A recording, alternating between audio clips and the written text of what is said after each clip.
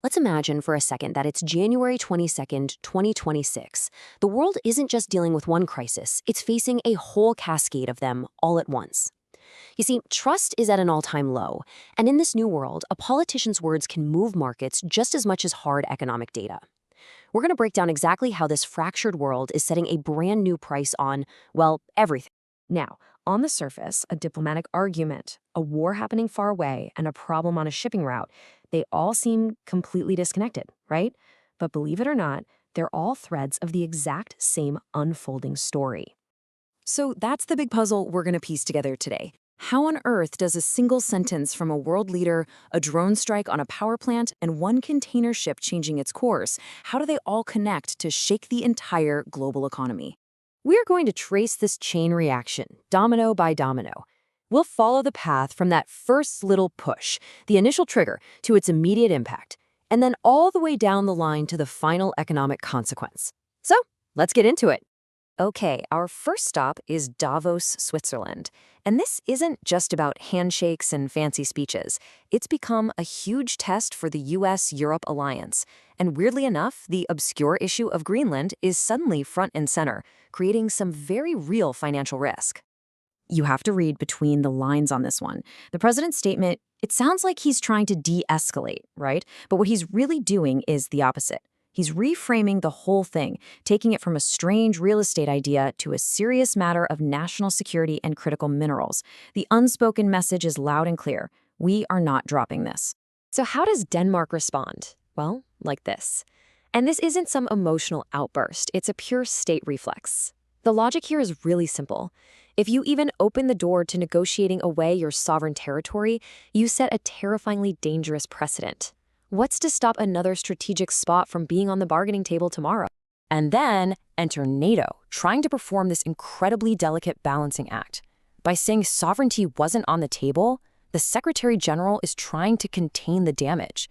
He's attempting to reframe this crisis as a more technical Arctic security issue, not some kind of existential threat that could splinter the entire alliance. So it all comes down to this one really important word, precedent.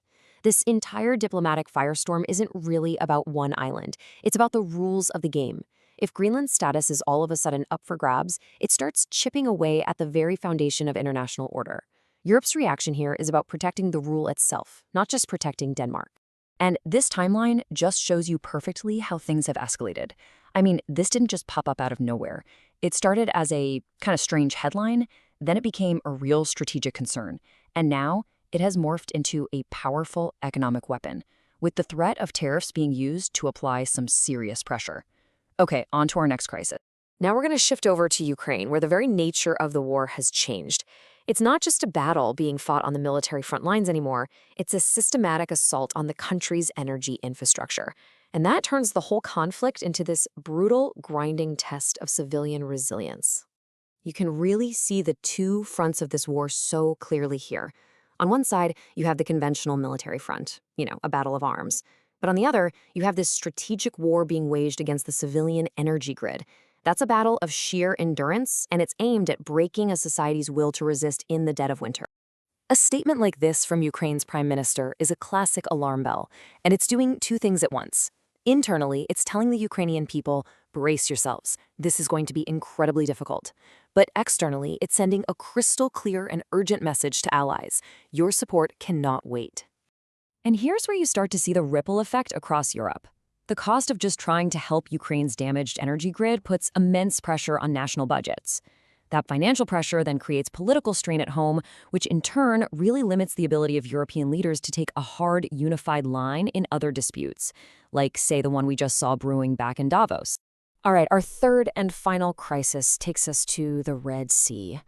After a period of really bad disruption, ships are slowly, tentatively returning to the Suez Canal. They're testing the stability of global supply chains, but, and this is a big but, as we're about to see, this is nowhere near a full recovery. So first, you get a bit of good news. Shipping giant Maersk announces it's going to resume passage through the Suez Canal. For the markets, this is fantastic. It suggests things are getting back to normal and that those skyrocketing freight costs might finally start to come down. But then, almost in the same breath, you get the counter signal. Another huge player, CMA-CGM, decides the risk is still just too high, and they divert their entire fleet the long way around Africa. This isn't a recovery, folks. It's a cautious test, and it tells you that trust has absolutely not been restored. And here's why this matters directly to you and me. A single decision to divert a ship has this big delayed effect. It takes about 45 days for that disruption out on the water to ripple all the way through the supply chain and show up as a higher price tag at your local store. This is that delayed shock of inflation that gives central bankers actual nightmares. Okay, so we've looked at the three crises individually. Now it's time to connect the dots. We're about to see how these events, which seem totally separate, actually form one single global chain reaction, linking geopolitics directly to your wallet. Let's trace the first chain. The rhetoric over Greenland triggers Europe's sovereignty reflex, which pretty much freezes trade talks. And the result? Financial markets immediately start pricing in a new political risk premium, and that causes volatility in government bonds and the US dollar. The second chain? Well, it starts on the battlefield. Those attacks on Ukraine's energy grid create intense political and budget pressure on Europe.